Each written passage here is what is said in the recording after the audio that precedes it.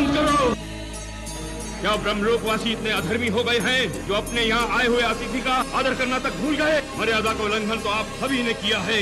आप सभी ने मेरा अनादर किया है, मेरा अनादर किया है। देखो, तुम मेरे ही पुत्र होकर मुझसे आदर की अपेक्षा कर रहे हो। हमारी संस्कृति में बड़ों का आदर करने की परंपरा सर्वश्रेष्ठ है। पुत्र चाहे कितनी घोर तपस्या कर ले, कितना ही महान ज्ञान और तपोबल अर्जित कर ले, वो अपने पिता से कभी श्रेष्ठ नहीं हो सकता। पिता के सामने उसे सिर झुकाना ही पड़ता है। तुम में संयम नहीं आ सका।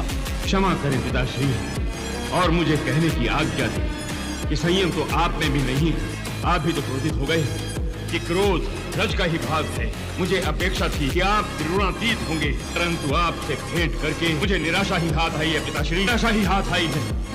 नंदीश्वर, यदि इस समय तुमने मेरा रास्ता नहीं छोड़ा तो यूँ समझ लो कि तुमने मेरे क्रोध को निमंत्रण दे डाला। मैं तुम्हें शाप दे दूंगा। क्षमा कीजिए। हट जाओ भोलेनाथ। महर्षि भृगु, किसी के निजी भवन में इस तरह बिना आज्ञा के अंदर घुसाना कहाँ का शिष्टाचार है? हमारे एकांत में बाधा डालने का आपको किसने अधिकार दिया? भोलेनाथ, जब से आपने हलाहल का प्राशन किया है, उस हलाहल के प्राशन के पश्चात आपकी सोच ही बदल गई है। हम ऋषियों के लिए तो सबके द्वार सदा खुले रहते हैं, परंतु आपने अपने द्वार हमारे लिए बंद करके हमारा अपमान किया है, और आपके इस औद्धत्य के लिए हम आपको शाप दे देंगे। महर्षि, अपनी मर्यादा का उल्लंघन करने वाले अहंकारी ऋषि मेरे ही घर में घुसकर मुझे ही अपमानित कर रहे हो, मुझे ही शाप देने की बातें कर रहे हो। तुम्हारे इस अपराध के लिए मैं तुम्हें दंड दूंगा, अवश्य दंड दूंगा। मैं अपनी क्रोधाग्नि में जलाकर तुम्हें भस्म कर दूंगा। शांत हो जाइए प्रभु, शांत हो जाइए।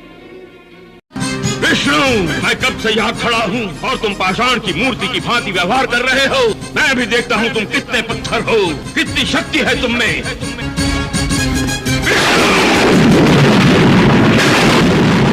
क्षमा है महर्षि, क्षमा। हम अपने आप में इतने खोए हुए थे कि आपका उचित स्वागत न कर सके। ये आप क्या कर बैठे भृगु ऋषि? मेरी छाती पाषाण के समान कठोर है।